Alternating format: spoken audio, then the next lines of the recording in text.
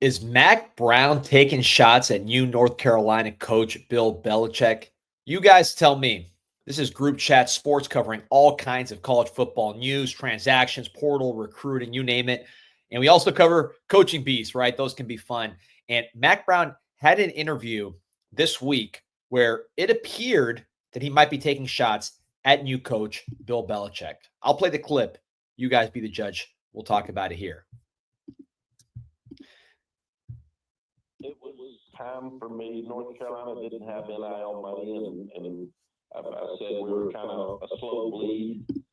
We weren't able to recruit the top kids like we were when we first got there. So it was time for them, and it was time for me. So it was kind of like a divorce. Everybody was ready. It's just who and how you split at the end. So it was best for me to get out. We always built programs on fit, and in our last couple of years there, we were having to get parents with money. We were trying to get kids over a 3.0. Because that's who we could get. We signed 26 players at North Carolina. Our next to last year, high school players, and didn't pay them a penny. So those kids, I felt guilty. We even had Omari Hampton. He got offered $1 million plus to leave, and he stayed for $300,000. I told him he should leave because it was just crazy. As you were looking at those things, as far as North Carolina and Bill Belichick, now he's arguably the best coach ever. They've committed money to it. They've helped them with academics. They've lowered those standards some, so there's absolutely no reason that they shouldn't be successful. And anymore, they changed the roster. I think they signed maybe 60-something new transfers. So you've got a chance to succeed at the highest level, and I expect them to do that, and I'm proud for them. So he says he's proud for him. You take him at his word. He's done so much for that university. But, I mean, to me, there was a little bit of, hey, I failed because of these reasons, right?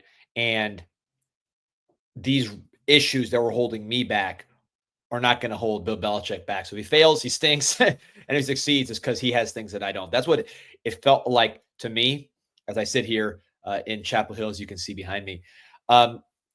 That's how I read those comments. And look, if that's true that they had no NIL money for the class that just signed here a couple of years ago, that obviously is a relevant fact. But, you know, you look at the recruiting classes, they weren't that bad. Number 28, number 32 the last couple of years. For ACC, that's really not that bad. But you saw a steady decline in talent. This year, only one player drafted. Omari Hampton was a first rounder and an incredible superstar. But beyond him, not a single player got drafted. It was interesting for him to use the phrase divorce. I guess Belichick in that scenario is like the new husband, and there could be some jealousy there. But I think, look, with Mack Brown, the reason he's not the coach of North Carolina is you had an NFL quarterback in Sam Howell for multiple years. Then you follow that up immediately with a top NFL quarterback, or at least a top NFL quarterback prospect, the guy I think will be a top NFL quarterback in Drake May. And in that 5-year period, you didn't get 10 wins once, right? 7 wins, 8 wins, 6 wins, 9 wins, 8 wins.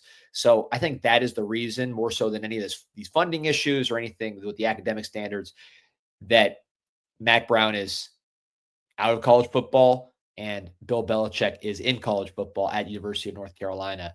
So I think really when you dig down, that is the issue, is just a steady decline of talent, again, reflected by the fact that North Carolina, this is a program that under Butch Davis, they were churning out multiple first rounders every single year.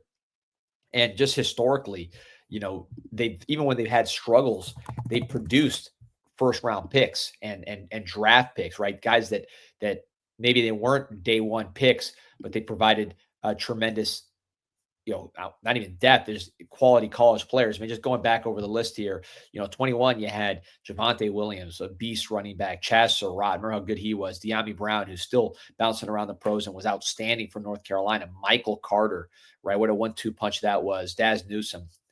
You go to 22, you had Azudu at offensive tackle, of course, Sam Howell, Ty Chandler was a good back, Marcus McKeithen on the offensive line. So you've seen this steadily decline.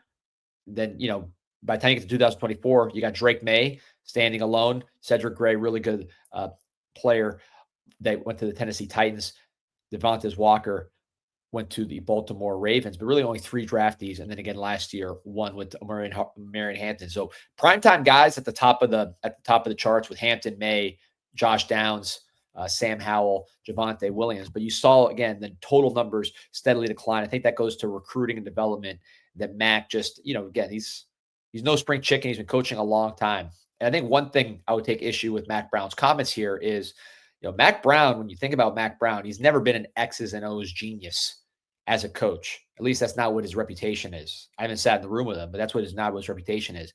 He was always about building a program, having relationships with the university, having relationships with the boosters. Think back to Texas and what he was known for there. So if he can't get that done, then what's he really doing? Because effectively what he's saying is, I didn't get the help I needed. But the reason you hire Mack Brown is because he's good at getting the help that he needs. So I think that, combined with just getting older, evaluations dropping off, development dropping off, some hires that didn't go his way. Stacey Searles, who's now at Georgia, you see their offensive line decline precipitously. I don't think he's had a great track record of success despite consistently finding himself in good jobs. So, all told, I think there's a little unfair to Bill Belichick to basically wash your hands of everything that led to the roster being in its current state of disrepair, that he had to come and do open heart surgery on and say, hey, if he doesn't win, he's a bum. Basically, that's kind of the implication I got from it. It's going to be hard for Bill Belichick to turn it around immediately and win when you have a whole new roster. But if he can improve on last year's performance, I think that is going to be a tremendous coaching job and something he can be proud of, and North Carolina fans can be encouraged, because, just being honest, he did not inherit a loaded roster. And I think you could see that with the draft results for North Carolina. Remember to like and subscribe to this show. We got tons of North Carolina content. We just did a story yesterday on the new TB at North Carolina. Travis Burgess, quarterback, committed to North Carolina. Anything happening recruiting-wise, portal-wise, lacrosse players walking on, you name it, we do videos for it for UNC, one of our favorite programs to cover on Group Chat Sports. Like and subscribe. Appreciate you.